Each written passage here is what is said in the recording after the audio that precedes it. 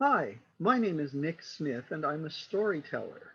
And I'm here at a science fiction convention because there's something you may not have considered. Fantasy stories and some science fiction are all based on ideas that come from stories that have been handed down for many years. Folk tales and fairy tales are the things that people remember and pass on to the next generation, and they pass it on and they pass it on. And so a lot of ideas from fantasy have come from stories that have been brought to you by storytellers over the years. Now, this first story is a story from Japan. It was one of the very first stories I learned. It was collected in Japan over 120 years ago and brought back and translated into English. And this one is called The Boy Who Painted Cats. Now, once on a small farm in Japan, there was an even smaller boy. He was the youngest child of his family, and his family were farmers. Unfortunately, he was not. I mean, sure, he would be willing to do the work, but he was terrible at farming. The reason was, as soon as you set him a task that involved planting or weeding or harvesting, he would get distracted and think of what it was that he was seeing and what things looked like and how nice it would be to draw them. And he would get distracted and he would draw pictures in the dirt of whatever it was he was seeing. Well, that usually meant his work didn't get done. And unfortunately, when you're on a farm and everyone needs to work, that just wasn't helpful. And finally, one day his father said, "You know, I do not think that you are going to be a good farmer. I think you need to learn to be a good something else. Come with me to the temple, and maybe the priest there can teach you." And so the boy went with his father to the priest at the temple. And there the priest said, "Oh, I can take care of him. I can teach him many things. I will even leave him time to do his artwork since he likes that so much." Well, that was great. The priest began to teach the boy how to read and how to write and left him time to draw. But the fact was that he drew all the time.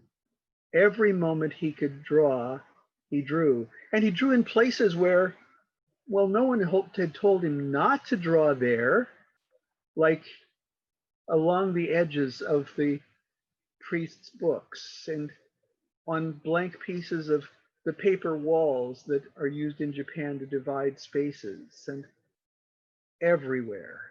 And the thing that he loved to draw most was cats. He would make his own ink. He would grind the dark material and mix it with water and get out his paint brushes and paint images of cats. And they were beautiful. But the fact was that he was drawing them everywhere, including places the priest really didn't want cats to be drawn inside the temple. And after telling the boy a few times not to do that, he finally realized that this boy was just obsessed with his art and obsessed with drawing cats, and that was all he really loved to do in life.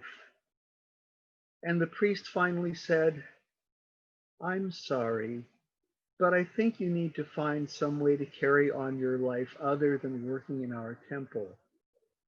Perhaps you can go somewhere else and become an artist." Well, the boy was very upset. I mean, first he'd been sent away by his father, and now he was being sent away by the priest. And he begged the priest to let him stay, but the priest said, "No, you must find another place to be. And I will give you one piece of advice you must follow. When it gets dark and you need to go to sleep, do not sleep someplace big. Look for someplace small." Well, the boy was very puzzled by this advice, but sadly he gathered his belongings and walked off down the road. And as he was walking, only occasionally stopping to draw pictures in the dirt, he thought, maybe another temple would be okay. I know, I'll go find the next town, and if there's a temple there, I can go apply for work, and maybe they'll let me stay. And so he walked and walked and walked until he came to another town. And there, up on the hill, he saw a temple. Now it was starting to get dark, but he saw in one window of the temple a little light. There's someone there. I'll go and ask if I can stay there and talk to them in the morning and see if I can work for them. And he walked up the hill to the temple. And he knocked on the door, but no one answered. That's odd. Well, I'll go in and find some place where I can sleep. And he opened the door and went in. And except for the light in the window, the temple was completely dark and very, very quiet. Even though the sun had barely set, there didn't seem to be anyone around fixing a meal or even sleeping. And he thought,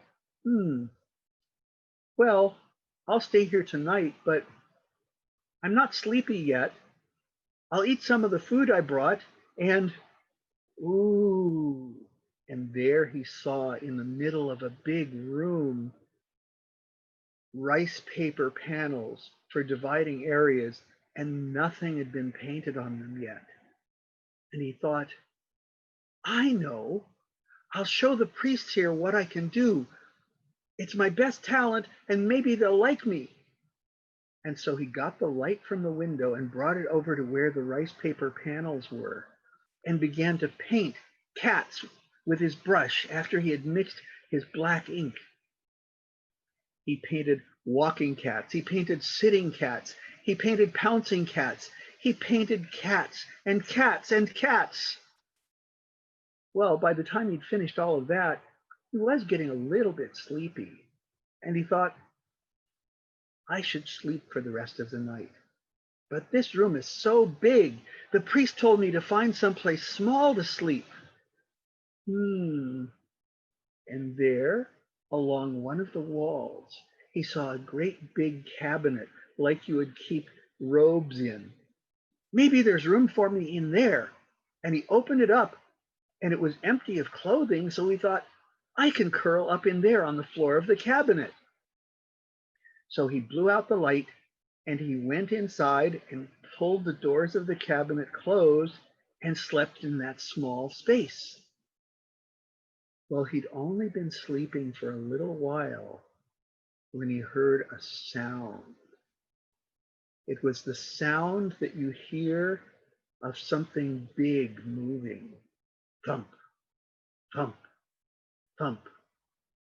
And there was sound that went with the thumps of something scratching, like maybe that big something had claws instead of toenails, and they were scratching the floor. Well, the boy definitely didn't want to come out of the cabinet, but he heard another sound.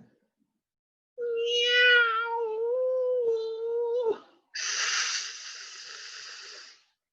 And then he began to hear the sound of a fight, horrible yowls and screeches, and a deep-throated roar of something he didn't want to look at. Well, this went on for some time, and then it got very quiet. No more thumps, no more yowls, no more scratches. And he thought, maybe this temple is haunted, and that's why the priests don't sleep here. Maybe there was a ghost or something. I'll wait inside the cabinet until morning and go out and see. And so he stayed in the cabinet all night. And when he came out, he saw in the middle of the floor the body of the biggest rat. It was a rat twice the size of a donkey lying in the middle of the floor with big teeth and claws on its feet. And he thought, well, that's very strange, but it doesn't seem to be moving. It looks a little bit dead. Maybe this isn't such a good place to stay after all. and he walked over to the doors of the temple and opened the door from the inside just as a priest walked up from the outside. And the priest was very surprised to see someone inside the temple. He said, "What are you doing in there? Don't you know it's dangerous?" No, I didn't know it was dangerous. I stayed in here last night, and there's a big rat on the floor. A rat? You saw the monster? Monster? I don't understand. There has been a demon in the shape of a rat haunting this temple. The priests have to stay somewhere else at night because every night it comes out. Oh, well, it's over here on the floor, and I think it's dead.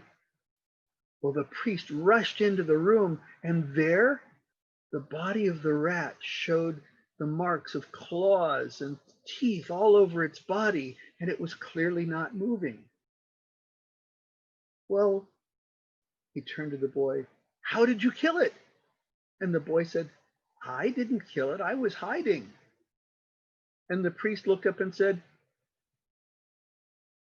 "There are cats painted on our screens. Our rice paper that we use to divide spaces, this wasn't like this yesterday." And the boy said, "Oh, yes, I painted that. See, I did black ink." And then the boy and the priest both noticed something. Even though the boy had used only black ink to paint the images of these cats in the tradition of Japanese painting, their teeth and their claws all showed red, red the color of blood, blood that just might have come from a giant rat monster. And the boy said, "Oh." And the priest said, "You must have made them more lifelike than you thought. I think it's a good sign that your own paintings protected you in the night. Stay here with us and learn what you can. Just don't paint all of our screens like this, all right? We'll give you paper to paint on." And the boy thought that was a wonderful thing, and so he stayed with the priests until he was fully grown. And he went off and became a famous artist in Japan whose paintings still exist to this day. He painted many things, for he learned a great deal about art.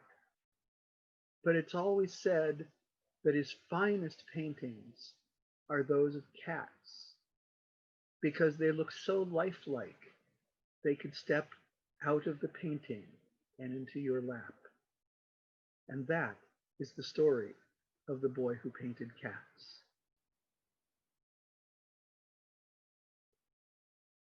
Now, I do have one more story for you today. And the reason I chose this one is because Loscon is here in the Los Angeles area. And to the best of my knowledge, this may be the only true monster story from the area of Los Angeles. And it took place about 150 years ago. You see, there's a place called Elizabeth Lake. It's west of what we now call Lancaster. And Elizabeth Lake had a bad reputation. You see, it's probably because of the monster that lived in the water. At least that's what the Native Americans said. They said that there was a monster that lived under the water of Elizabeth Lake, or maybe it chose that path to go to and from the underworld, because it would only come out every few years and eat whatever it could find near the lake. Now, the Native Americans thought it would probably be a bad idea to be eaten by a monster coming out of the lake, and so they stayed away from the lake most of the time. Well, the Spanish, when they came into California, had no idea that there was a monster there, and when the natives tried to tell them, they ignored the natives and said, "That's a silly story you're making up. We will build our rancho here." And so the Spaniard who'd been given the grant of that land built a house right next to the water and tries to raise cattle there. Unfortunately for him, the monster woke up. Now, If you came from a place that had stories about dragons, you would probably call it a dragon because it was a great reptile with scales as hard as iron and wings shaped like those of a bat and a head big enough that it could carry off a calf or maybe even a small cow. Well, it seemed that that was what was happening anyway because calves and small cows were disappearing out of the herd of the Spaniard. And he sent his vaqueros out to look, and they came back and said, yes, the monster's carrying them off. And he said, what monster? And his vaqueros said, the one that comes up out of the lake, the ones that the natives tried to tell you about, but you ignored them. Ha! Take care of my cattle better. And the vaqueros had a better idea because they figured out anything that's big enough to carry off a small cow might just carry off one of them. So they quit. Well, the Spaniard couldn't run his cattle ranch all by himself, and so it was that he went broke and had to sell his ranch. His building had burned down too, just by accident. One of the vaqueros, cowboys who worked for him, wasn't fond of him. So the next man who came in said, no problem. That silly man couldn't take care of this ranch. I will take care of it and build a new house a little bit farther from the water. I don't like being right next to the water. And he brought in cattle, and he was all right for a few years. But then the creature woke up again and began coming up out of the water for its late night snacks, for it appeared to only come up out of the water in the nighttime. Well, he began to lose small cattle as well, and even a donkey or two, although those might not have tasted as good. So he finally went broke too. Then about 150 years ago, Miguel Leones came and took over the property. Now he was a big man. He was a French Basque sheep herder and landowner, and he was already owning property all around Southern California. He was 6'4" and full of muscles, and he was tough and stubborn. And he said, I will make a go of this place. I'm building a sheep ranch here, and no one will stop me. And his sheep herder said, well, what about the monster? What if it comes back? If a monster comes here, I'll take care of it. And so his sheep herders built up the flock. And it wasn't until a couple of years later that sheep began disappearing at night. Miguel Leones told his sheep herders, keep an eye on this. I want to know what's happening. Is someone rustling my sheep? And they said, it's probably the monster from the lake. Then look for the lake. Watch it and see what comes up. And sure enough, the next night, while the sheep herders were watching, this big dragon-like creature came up out of the lake, came over to where the sheep were. They were paralyzed with fright. The sheep herders didn't know what to do. It grabbed a sheep, took it back, and sank under the water. They told their boss, Miguel Leones, well, it's the monster. It's carrying sheep off. It will eat its fill until it's time to go to sleep again. And Miguel Leones said, that will not do. I will stop it. Well, the next night, he took his big rifle out and went to watch for this creature. Nothing happened. It wasn't hungry that night. He watched the next night too, and that time the creature came out. That time the big creature came up out of the water, and Miguel Leones fired his rifle at the creature and watched as the bullets bounced off its scales. Well, now he was angry, and the creature came toward him thinking, oh, it's another pesky human. I'll just ignore it. Well, Miguel Leones was not to be stopped, and he raised his arms and yelled at the creature and ran at it. Well, the creature had never seen a human act like that before. And then when it got close, Miguel Leones swung his rifle butt and bashed it right in the nose. Well, nobody had ever done that before. I mean, when you're a big dragon-like creature and there's nothing around that can startle you or frighten you or attack you, nobody punches you in the nose.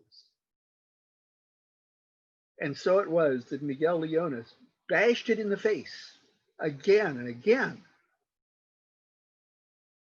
Its nose was hurting. It backed up and sank into the water.